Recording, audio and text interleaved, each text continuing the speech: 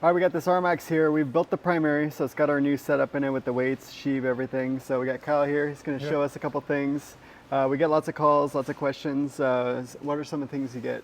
So on the install, going back together with this, a couple key areas that are good to point out is these are spots that will hang you up or cause issues if it goes wrong. But going back in with the secondary and the belt, we include a bolt to spread the secondary apart.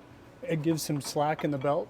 So that's the bolt right there in the secondary. You screw that in and it spreads it apart? Yep. So that bolt will open that up and it allows the belt to be nice and slack in there. Okay, so the belt's all loose? Yeah. So then what that allows is when we go with the primary here, you want to keep your fingers on the top, keep it pressed down the plate on top of the weights so they don't fall out coming this way. Yeah, don't let them get all turned sideways, huh? Yeah. And then when you go to install the clutch, you need to work the belt up a little bit, slack, so you can push it on, seat it fully. And when you seat it fully, the splines are actually going to come all the way through the drive plate, and that'll tell you it's bottomed out. So you can see the splines right there? Yep. Okay. So the spline's just barely sticking out. And then the washer and the nut. So hold it on there.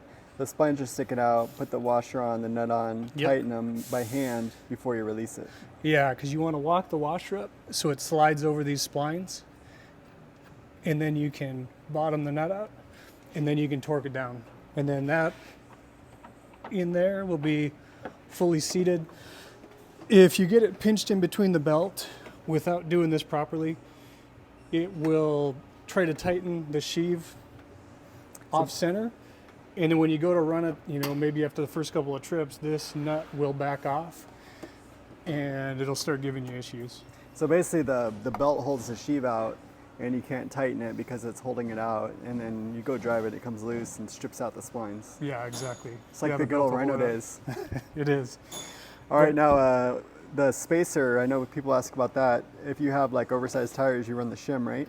Yeah, so the shim does a couple of things, but primarily we'll set it in there for oversized tires. And what it is it allows us to get a larger gear for making up the tire size difference. So when we go from a 30 to a 32, we just start to lose that gear essentially, and the shim will space it out. It'll allow the secondary to open up a little bit more and give you that gearing back. And where we... So the shim's almost like a final drive gear change, basically. Right. And when we install the shims, we'll put them on before the primary on the far side. So right there over the spline? Yep, over the splines. So then that'll go in between the plate and the bearing. Okay. And then you'll go back to reinstalling the clutch as normal. Okay. There you go. Installing the primary, installing the shim, and then put the cage on. Now, one other question.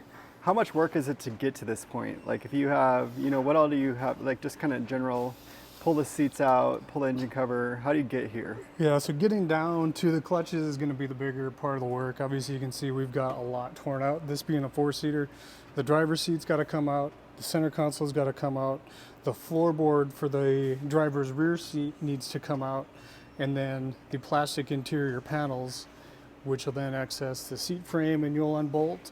So you're a few hours into disassembly of the car. It is a lot to get down in there, but you know, typically once you go in there and you do it and you get it done right, it's not gonna come apart. You're generally not gonna have issues, you know. So it just takes time and patience. And this is a pretty common service item, right? I think it's what, 1,600 miles or so? 1,600 miles is where it is in the book, and it is important on these. They do build a lot of heat. That grease will go bad over time. It'll turn into clay. That's usually the leading cause of, okay, my RPM's going up or I'm burning belts. It's always because of something, because of maintenance. So there you have it. Pull your seats, pull your engine cover, that back panel. Get used to getting to your clutch if you have an RMAX. Yep. Thanks, Cal.